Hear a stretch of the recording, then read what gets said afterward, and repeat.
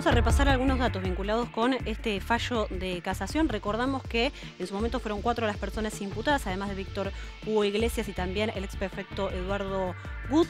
También había otra persona que finalmente el fiscal desestimó la acusación y por eso no prosperó, y otra persona que fue condenada. En total, eso fue lo que ocurrió, por lo menos en la primera instancia de este fallo, que fue aquí en el Tribunal Federal de nuestra ciudad. Absueltos en primera instancia, insistimos con esto, Víctor Hugo Iglesias, Eduardo Gut, por lo que se los imputa es trata de personas y facilitar la prostitución. Esto tiene que ver con una serie de locales donde se hicieron allanamientos y donde se hablaba de prostitución. Había pruebas, información vinculada también con testimonios importantes. ¿Qué ocurrió? Lo anuló Casación. Casación recibió ese fallo y anuló esas absoluciones. Es un fallo que, según lo que dicen, es arbitrario, es un fallo absolutorio arbitrario. No se tomó en cuenta, dice Casación, y esto es uno de los puntos donde hace foco Casación para tomar la decisión de anular estas absoluciones.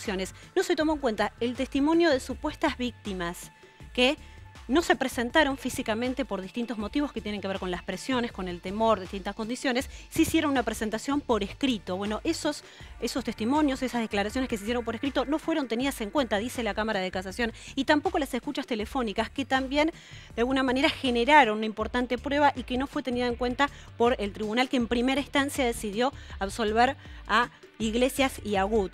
¿Cómo funcionaba, cómo era el entramado de esta agrupación dedicada a la trata de personas, esta red dedicada a eso? Bueno, por un lado era la explotación sexual. Estamos hablando de mujeres en situación de vulnerabilidad, mujeres en condiciones complejas, socioeconómicas, culturales también, con locales que estaban ubicados en nuestra ciudad, también en Ingeniero White y en Punta Alta. Estamos hablando de una connivencia de prefectura también, por eso la parte de Eduardo Gut. Estamos hablando de un exprefecto que, según sostenía el fiscal y también los abogados que defienden a las víctimas, de alguna manera hacía la vista gorda o no miraba o de alguna forma no ponía sus ojos sobre lo que estaba ocurriendo en estos locales nocturnos, avisaba cuando se hacían allanamientos, bueno, le daba cierta protección a esta red de trata de personas. Este es un poco el marco general de lo que ocurrió en primera instancia, recordamos, el año pasado, en octubre del año pasado, con un fallo que terminó absolviendo a Víctor Hugo Iglesias y también al exprefecto Eduardo Gut. Lo cierto es que la Cámara de Casación apeló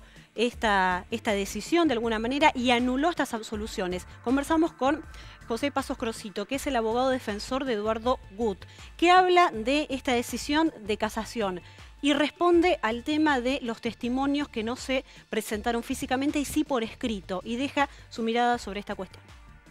La experiencia me indicaba a mí que quizás iban a mantener el resultado de este juicio por una cuestión muy simple. Se suelen hacer escenarios salomónicos.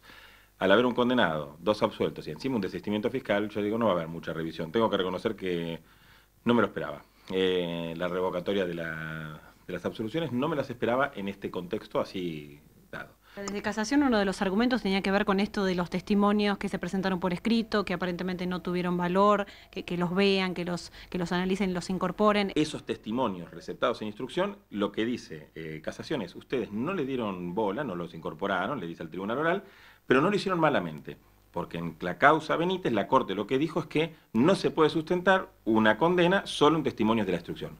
Yo entiendo que la Corte lo que dijo es otra cosa.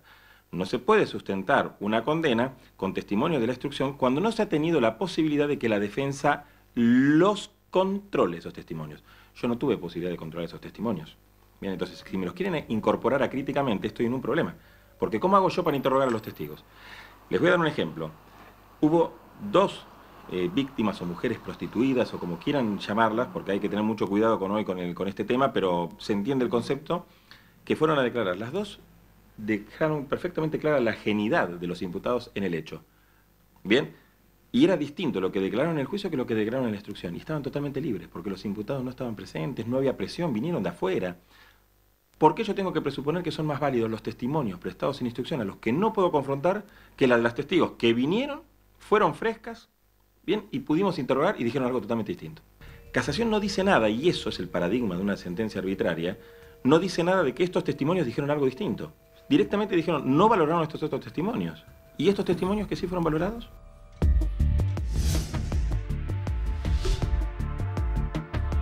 Hasta allí la primera parte del testimonio de Pasos Crosito, más enfocado sobre este fallo puntual de la Cámara de Casación, esta decisión de anular las absoluciones y esta cuestión vinculada a los testigos que no se presentaron físicamente y sí lo hicieron por escrito, y otros testigos que sí lo hicieron y que, según sostiene Crosito, bueno, de alguna manera ayudaron un poco a dar por terminado este fallo de la absolución, ¿no?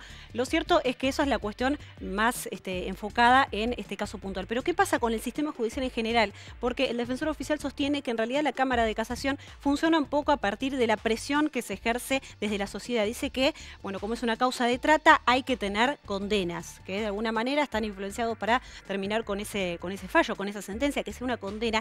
Y dice que los jueces o el sistema judicial no tiene que hacer política, no hay que responder a la sociedad en general, sino al sujeto o a la víctima en particular.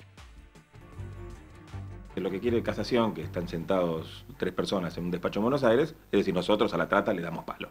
De hecho, en uno de los párrafos del fallo lo dicen directamente, tenemos una política dura sobre esto. Esto es algo que yo vengo luchando hace muchos años y lo digo en los tribunales siempre. La política criminal es una cuestión de Estado, lo tiene que hacer el Poder Legislativo y el Poder Ejecutivo. El Poder Judicial no está para trabajar políticas de Estado. Cuando el Poder Judicial habla de que tiene que atarse a las políticas de Estado, habla mal. Porque el Poder Judicial no está para eso. El Poder Judicial está para tutelar los derechos de las minorías, del excluido. Los derechos de la mayoría los protegen los poderes políticos. Los derechos de las minorías, el Poder Judicial. Bien, en el juicio. Entonces, cuando nos hacemos los políticos desde el Poder Judicial, erramos el punto. Porque no estamos para eso. No estamos para dar una respuesta social desde el Poder Judicial. Estamos para dar una respuesta al sujeto que tiene una causa. ¿Tá? Una causa penal. Sea del tenor que fuere. Hay que responderle a ese sujeto y eventualmente a la víctima. No a la sociedad. A la sociedad le responde el Poder Legislativo o el Ejecutivo. Entonces, cuando yo veo un fallo de casación que dice algo como esto que ha sostenido, me preocupa. Porque no estamos para hacer política criminal de ningún tipo nosotros.